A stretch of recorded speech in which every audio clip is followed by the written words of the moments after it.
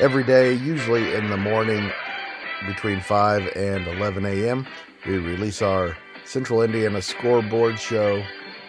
It's like your daily audio sports section featuring the Pacers, Fever, Colts, IndyCar, IU, Purdue, Ball State, Butler, and of course, the best high school sports coverage in Central Indiana. Please join us every day for the Central Indiana Scoreboard Show. I sounded like announcer boys. What you're listening to now is the Central Indiana Sports Report podcast number 289.5. The NBA Finals Report with John Robertson. John and I were joined by Tipton Tribune and Elwood Call leader, sports editor Michelle Garmon, and my favorite former boss, Mike Hutsell. I should probably mention, Susie, that the Pacers are, in fact, in the NBA Finals. What? They are, in fact, and ahead, by the way. Plus, we talk a little Fever since the game just finished.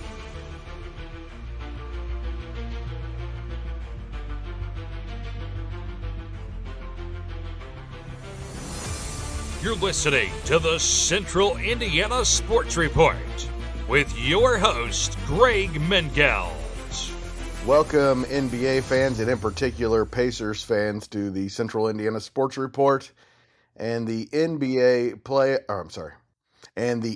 Finals Report with John Robertson. We are joined by Michelle Garmon and Mike Hutsell, and we're going to have an open discussion about the Pacers games 1 and 2. It was another incredible one. And we're going to start, though, with a big Fever victory, 79-52 over the hated Chicago Sky. Guys, thoughts on the Fever's win? It was a nice win. Good to see. Fevers again. I said Fevers again. Well, that time it was. I know, but I've been saying Fevers all the time. Sorry, go ahead, John. I think it was a really good game. We have so many people still out, with Caitlin out and Sophie not playing well. Or not playing. Sophie's out. Not that she's not playing well. She's injured. But like the Fever really came out and played well. And you got to give credit to the front office of the Fever for picking up Ari McDonald, because she has played insanely well. Really good. Really good pickup. Like you don't expect a hardship contract pickup to like come in and actually like dominate, and she really has. Like she's playing Plus 19 tonight. Yeah, I didn't even look at the plus minus, but I was just looking at her points. And she had 12 points. She had 2 assists, but like the pace of play, it was just like, I don't want to say, because you say it's just like what Caitlin would do, you're gonna get people upset because everybody thinks Caitlin's like a ridiculous other level, and she's great. But Ari played the way I think Caitlin would try to play, up-tempo basketball, and she was making shots. She was shooting threes. I was really impressed with that. Whole team played well. We had 4 players in double digits, led by Kelsey Mitchell with 17. It was just really, really a good game. You look at the Skies lineup, they had 0 players in double digits wise, and so like you can call it a rivalry if you want, but it's really not. It's about as much as one-sided. It's about like a Tipton Tri-Central rivalry if you want to compare it to anything. Oh man, you just said that, didn't you? You can cut that if you want, but I'm not cutting that. It's a one-sided rivalry, man. The Fever, even without Sophie or Caitlin, they really just stomped the Sky. So I can't imagine how it would go if we had a full roster. I really enjoyed tonight's game because I feel like that even though Caitlin and Sophie are out, the Fever are really starting to gel and starting to make the offense and even their transitions from offense to defense seem seamless. And, that's great. If you can do that when you have, arguably your best player out with injuries, and then another key piece. I like, and the fact that Coach Stephanie White missed tonight. I just think it's great. I think it just shows Stephanie had a plan and she kind of implemented it, and the team is learning, and her staff, and they all are cohesive. And and they're now 4, and the Fever are now 4-4, Michelle, and in pretty good shape. Caitlin Clark coming back pretty soon, and we are going to talk so much about the Fever coming up in the next few weeks and all summer. But right now, our attention turns to the Indiana Pacers, who I looked at the odds today. They are plus 235. That has to be the best odds in franchise history to win a championship. Yeah, I can't imagine it's been better than that. I mean, sports betting wasn't as prominent in 2000, so I don't know what the line would have been. They back were then. never better odds than that. No, not against the betting public and Shaq and the Lakers. No, I'm okay. I was looking at the odds for the game. If we look at the finals, so yeah, 265 for the series, plus 265. I saw 235 this morning. Yeah, that's crazy. That's crazy, right? That's almost cut in half at this point, right, from where it opened. Mm-hmm. Yeah, they were plus 550, plus 600, depending on where you looked at the start of the series. I always have things in percentages in my brain. It's just the way my brain works. And coming into the series, I said the Pacers had a 29% chance of winning it. Now I think it's 45. So that it completely changed my mind on what's happening in the series. Yeah, I think game one was a really good. Like, honestly, I think it's one of the best outcomes you can have because they didn't really play that well. Let's be very No, they real. played poorly. They played not well, and they still stole a win in Oklahoma City. You know, and if it's shell shocked, you never know what might happen in game two. Like, it's happened with this team before. They've come out and done that, but taking 2-0 leads. I think you're going to see Oklahoma City come out. If you want to talk about game two, I think Oklahoma City's going to come out and they're really going to try and stop the Pacers early. Probably. Like I really think like the line I think on the game was like plus 11 still, but I don't think that's too ridiculous the more I think about it. Not at all. Because I really think that if Oklahoma City's going to win, they're going to win by 15 to 20 in game two. If the Pacers are even within 10 points in this game, I'll be impressed. Yeah. But like you never know. If Oklahoma City doesn't take this well, it's happened in the past where a team has a loss that just sends them reeling. I'm not saying that's going to happen with this team, but it's possible that the series is already over and we don't know because that can happen to teams emotionally. It can, but I think if you look at the playoffs what we have as evidence so far from Oklahoma City, they got trounced by Minnesota one game and they came back the next game and just pounded the Wolves. So I kind of expect Oklahoma City to be able to take a loss and come back and not be too shaken by it.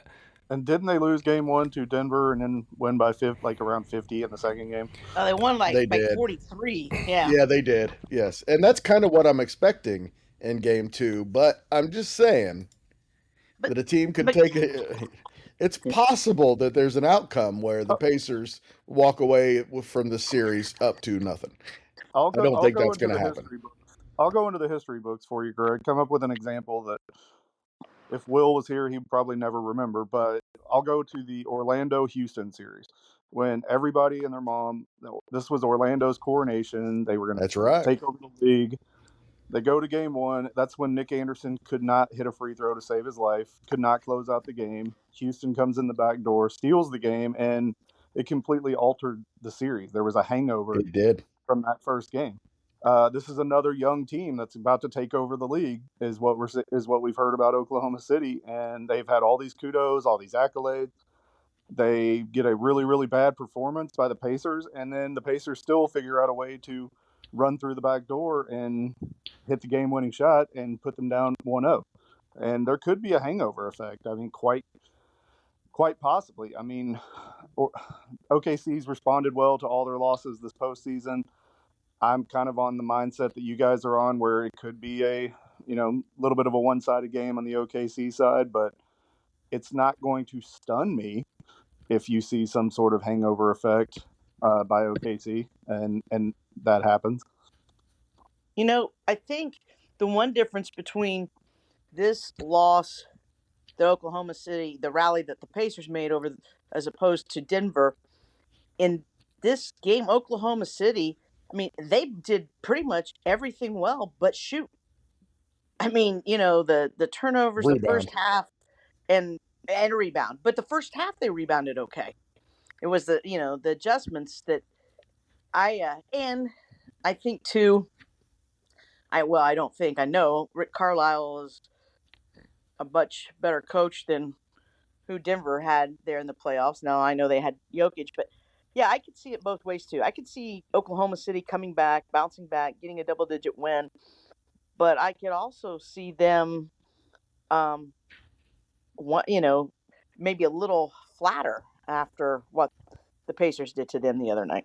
Well, and I think what we're doing here is kind of what everybody's been doing is they're saying what's OKC going to do, but let's also take into account what the Pacers are going to do. How are they going to respond after that? Because they really did show they can beat anybody. They can beat anybody anytime. So if the Pacers show up, it may not matter what Oklahoma City does. Now again, Oklahoma City is the favorite, but yeah. And Mike, that was a great example. I wish we had Akeem Olajuwon though. Yeah, that'd be nice. Although Tyrese Halliburton has been pretty Akeem-like in this run, man. It's been insane. Yeah, let's talk about the Pacers' defense. How great was their defense on whatever game one? I forget what day of the week it was. I'm on summer, man. I forget what day of the week it is. So it was on Thursday. So the defense from the whole team was really good. Would you guys agree with that statement? Yes. I think my favorite aspect, and I don't know if you guys even or noticed it or picked up on it, it was like when Shai would drive, they knew exactly how much they could play on him and then when to step back and put their hands up just so that he couldn't get a foul called on something dumb. And he was missing the shots. He would drive, and when he wouldn't get the foul, he would miss the shots, and the guys were just there not touching him. And I was like, that's such smart coaching by either Carlisle or really somebody because you could tell they were coached up on when to back off. And I thought that was such a good tactic. One of my favorite highlights was him driving left like he expected and angling his body because he's anticipating the hit. And all of a sudden, he thinks he's going in amongst two, and there's like nothing but 5 feet of air surrounding him, and he missed a shot. It was great. I chuckled when I saw that replay. What about the Thunder changing their starting lineup that they've had all year to adjust to the Pacers? Didn't that kind of send a signal that Richard Jefferson playing their game?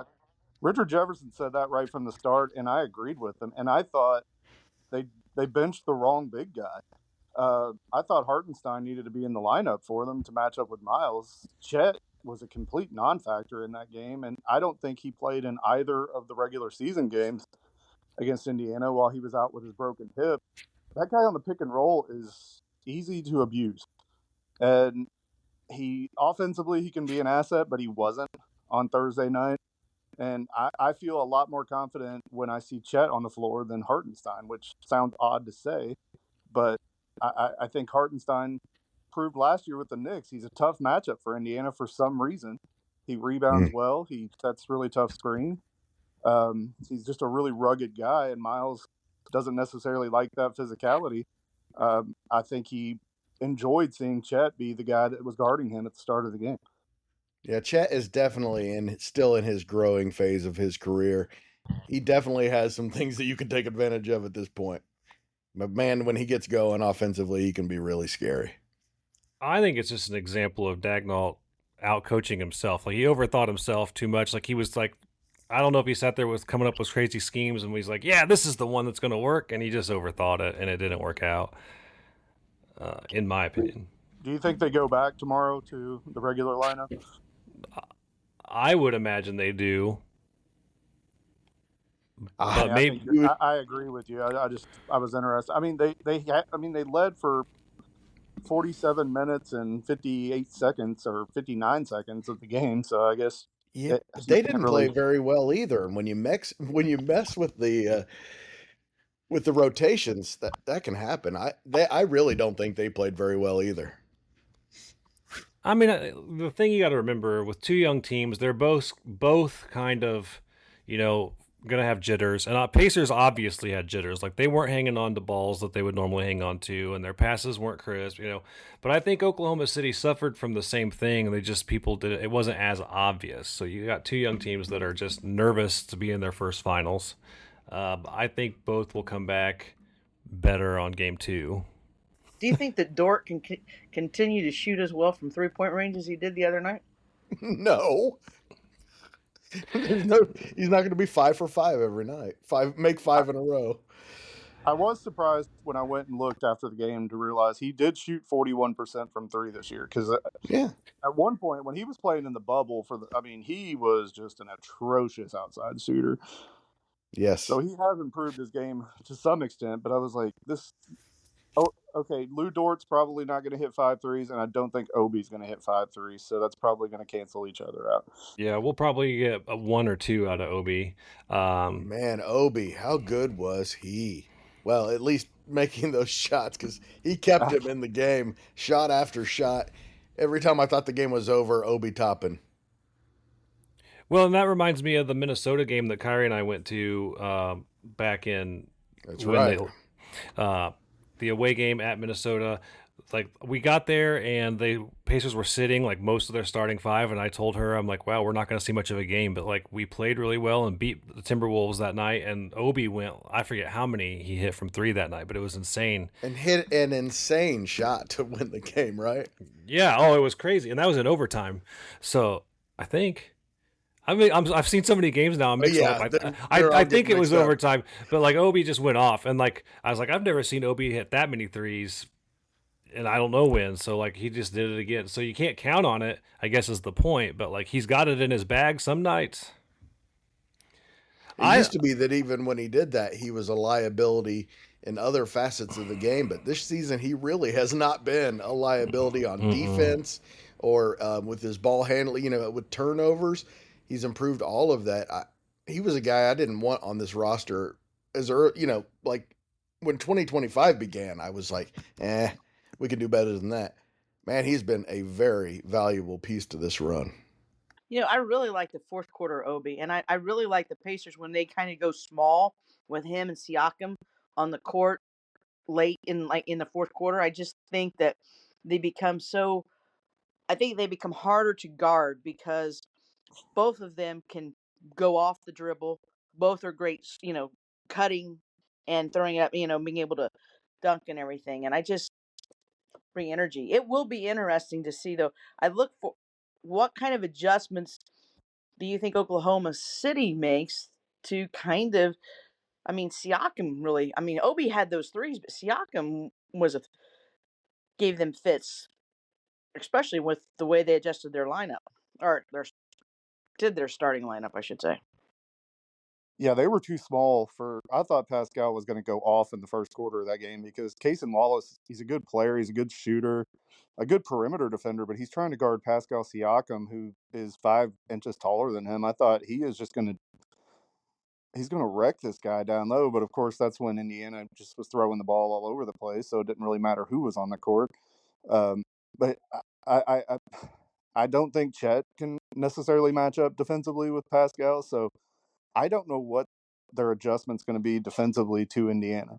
That'll be really, really interesting to see. I think Pascal is hard to guard because he's got such good footwork and he's got so many different moves in the post, and he's he stretches the court.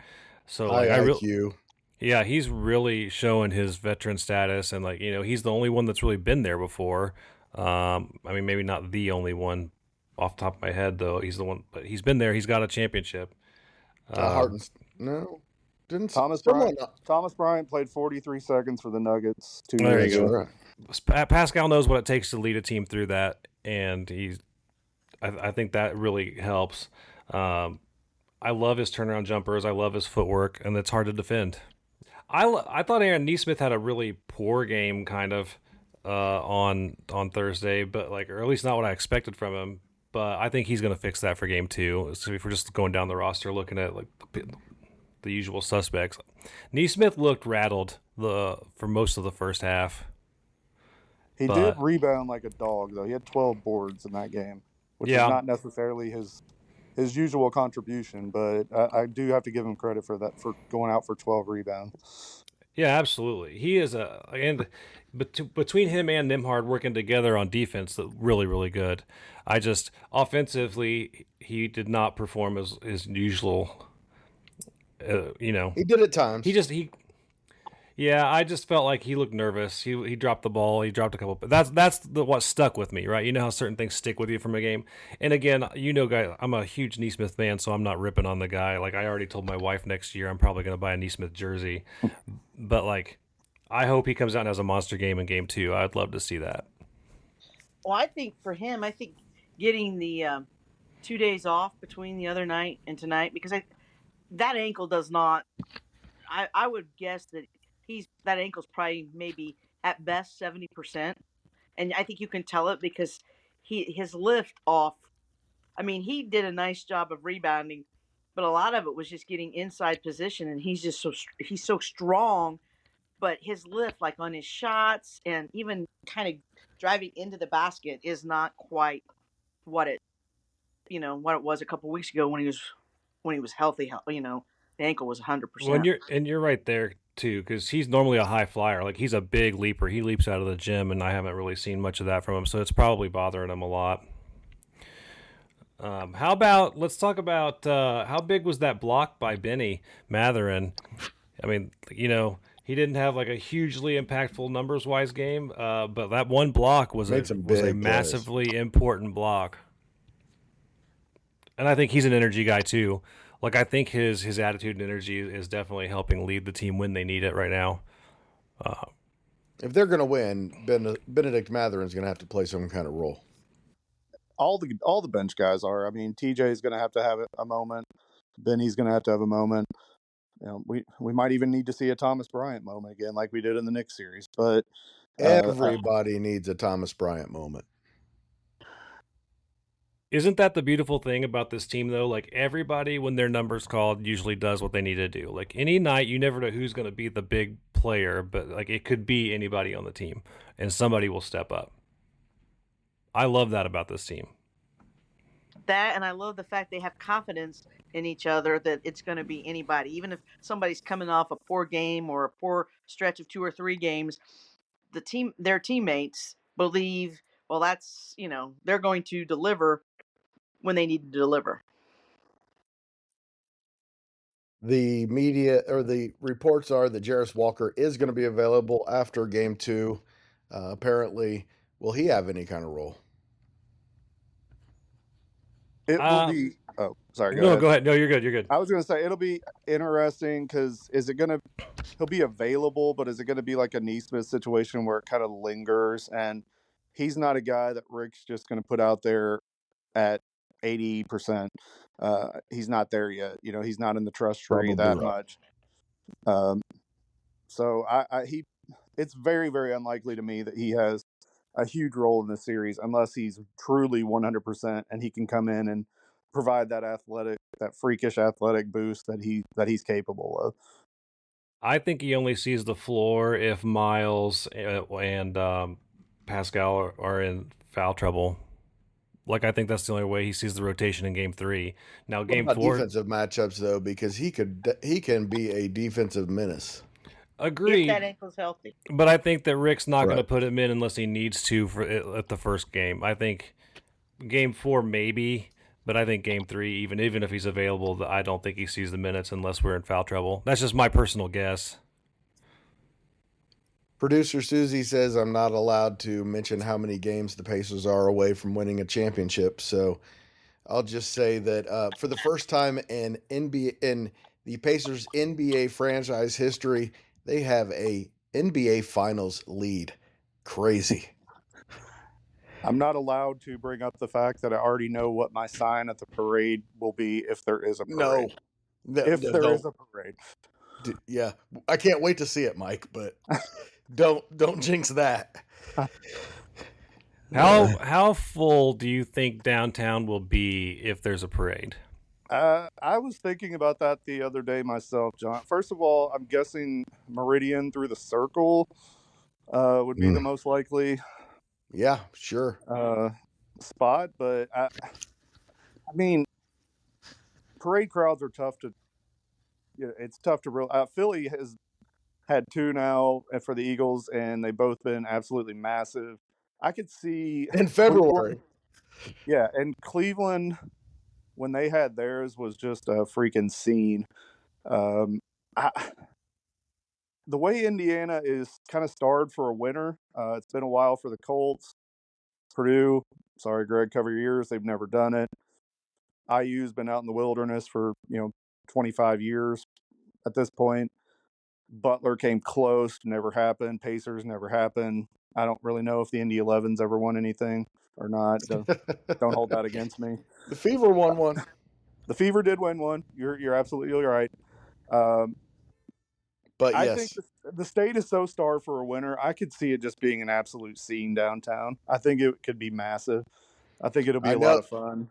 I know this for sure. It'll be +2 because when the Colts won the Super Bowl, I said I wanted to go to the celebration downtown, and producer Susie said it was too cold. So that night I made her promise that if the Pacers ever win a championship, we will be downtown celebrating either the night that they win it or at the parade, one or the other. Even though we both hate crowds.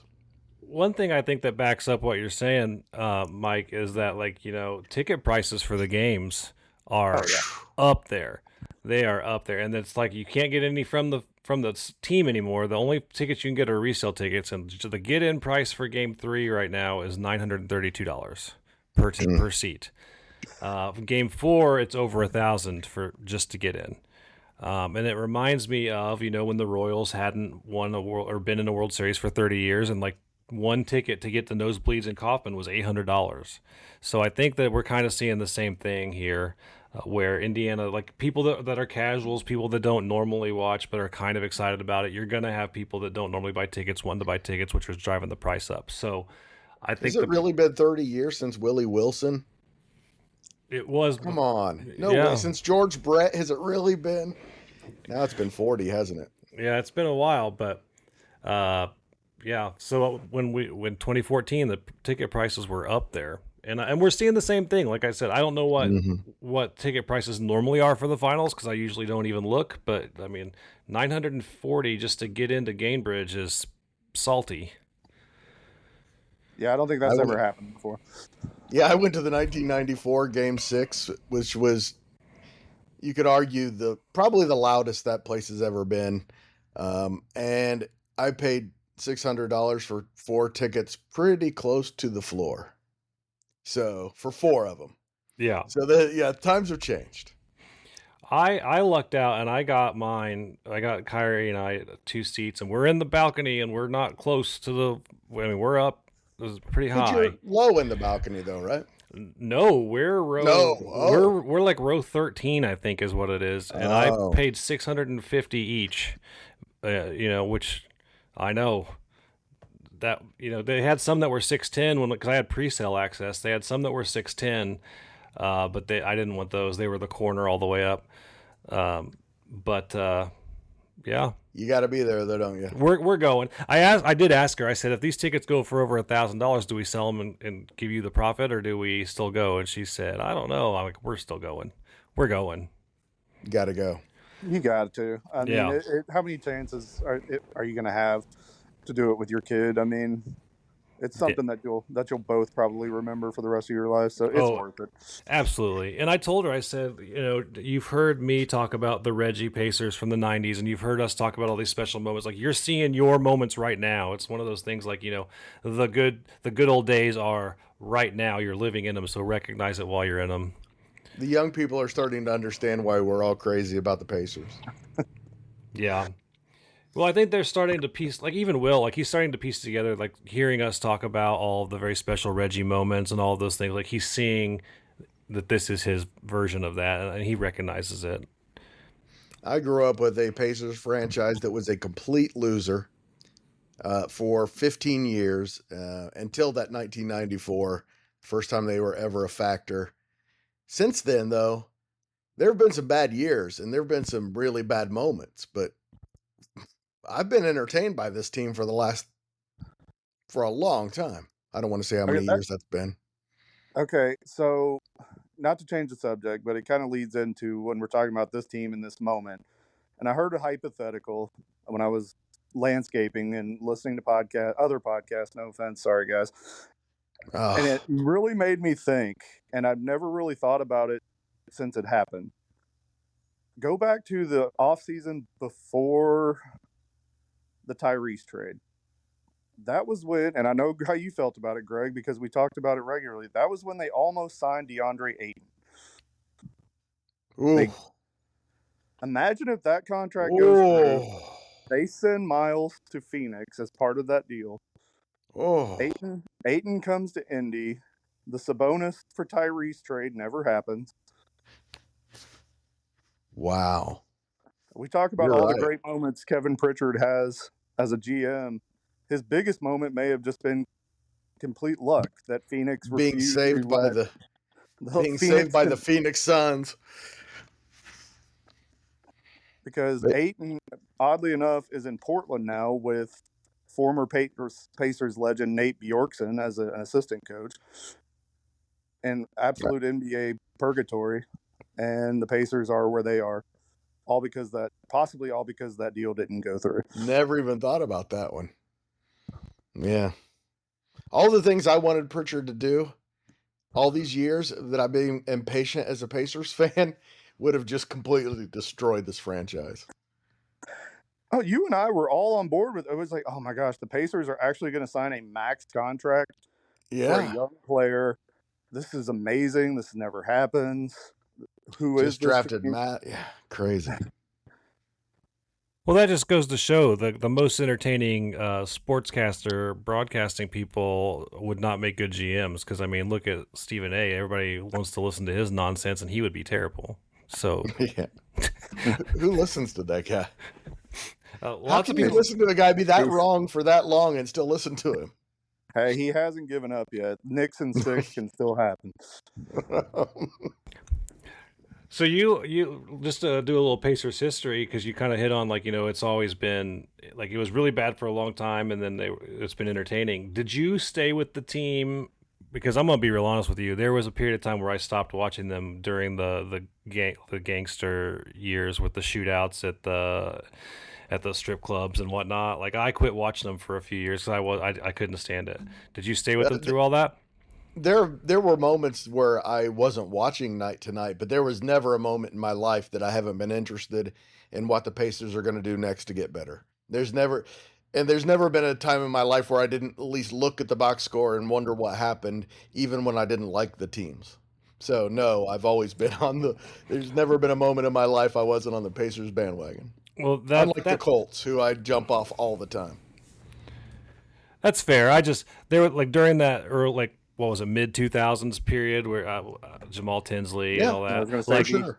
The Jamal Tinsley era is what I refer to it as. It was just. But then David West came along and saved everything. Sure, but like I felt like I couldn't support a team that I didn't like their behavior, that like where I strongly disagree. So like I call me a bandwagon if you want. Pacers fan before that, took about 4 years off, and then came back to the team, and I said, okay, I can support them again. But other than that, Monte Ellis was really hard to watch. I will say that. Man, that's one I forgot about. Wow. Oh. Do you know that the Golden State Warriors, when they were trading Monte Ellis, was basically saying, take which one you want, Ellis or Curry, to NBA teams? And they chose Monte Ellis. Because Curry was going through his ankle injuries. He wasn't playing very much. He hadn't done a lot. You could see that there was stuff coming with him. But his ankle, I think he ended 2 seasons in a row with ankle injuries. And then one season, all of a sudden, he was a superstar. But yeah, and the Pacers, that wasn't the Pacers. Monte Ellis was later down the road with the Pacers. But, man, that guy could really score and be minus 30 every game. My least favorite player maybe in Pacers history. I don't know why. I've hated seeing him in that uniform. If you don't say Troy Murphy. Mike Dunleavy Jr. Troy Murphy. I mean, aren't they the same guy? Yeah, they came in the same trade. Yeah, so they came in the same trade. It was pretty obvious why they were being brought in, because they were safe and they weren't going to get, And they were white. And they weren't going to get shot at, they weren't going to be shooting people in strip clubs. And that's right. And they were trying to win back fans at that point. But I hated him at Duke. I hated him at Golden State. And I was like, man, this guy's on my team now. That may have been when I actually tuned the team out, John. And then they when drafted the legend that is Ty Tyler Hansbrough. Ty Hansbrough, baby. See, I like Tyler Hansbrough. He's a North So Carolina did guy. I love So Tyler did Hansbrough. I always wanted him to succeed. He just wasn't good enough. No. Speaking of former Pacers, did you guys see in the news Lance Stevenson played Michael Beasley one-on-one for $100K last night? I did not. Who won? No, I didn't see that either. Oh, they were hyping it up, and they were making a big deal about it on social media. Do you want me to spoil it for you? Because it's already over. Sure. I'm not watching it. Beasley ended up beating him. Oh, But it was pretty entertaining to see the hype, because they were doing like a podcast where they would like talk trash to each other, and it got Lance. Beasley actually talked way more trash than Lance did. Lance was very chill the whole time, which kind of surprises me. But I talk about characters in Pacers history, and that guy, I never liked him, but that guy is definitely top 10. I loved him. Okay. After Reggie, is there a more beloved former Pacer than Lance, though? It's honestly? crazy, isn't it? No, probably not. Go ahead, Michelle. I was gonna say, I always hated it for Lance because he fit in Indy, and then he wanted the big money, and when he went and he signed that, and he couldn't really fit. And even when he came back, he was never the same player. He was just And gone. the point Larry Bird made. Sorry. Well, no, sorry. I was gonna say, and at the time when he did it, I'm sitting there thinking, why, Lance? Because sometimes it's just it's just the fit. You're gonna go somewhere else, and it's not gonna be the same. And as Larry Bird pointed out, all he had to do was be a little patient, and the Pacers would have paid him the same thing as the Hornets did.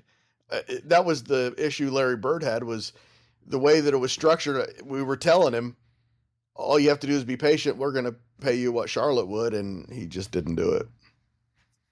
And it was kind of sad, but it was the Paul George injury that ended that run anyway. I think the reason people love Lance is he kind of personifies the Indy versus everybody. Like, we're not afraid to go up against the big names and the big people, and like Lance was like blowing in LeBron's ear and messing with LeBron, and he had no fear. And like obviously LeBron's a better player than Lance, but Lance is not going to sit there and be afraid of him, and that's kind of the Indy versus the world mentality. So I think that's why people love him so much. But when they introduce former players at the games in this postseason, my understanding is obviously everybody is crazy for Reggie, but the second loudest cheer from the crowd is always going to be Lance. I don't necessarily understand it. But he is just an absolute beloved figure in the city. I agree with John. I think Oklahoma City will win it, although I won't be shocked if the Pacers would pull it out, because, like John said earlier, the Pacers, they won game one and didn't really play well. I mean, they played a horrid first half. So if they come out and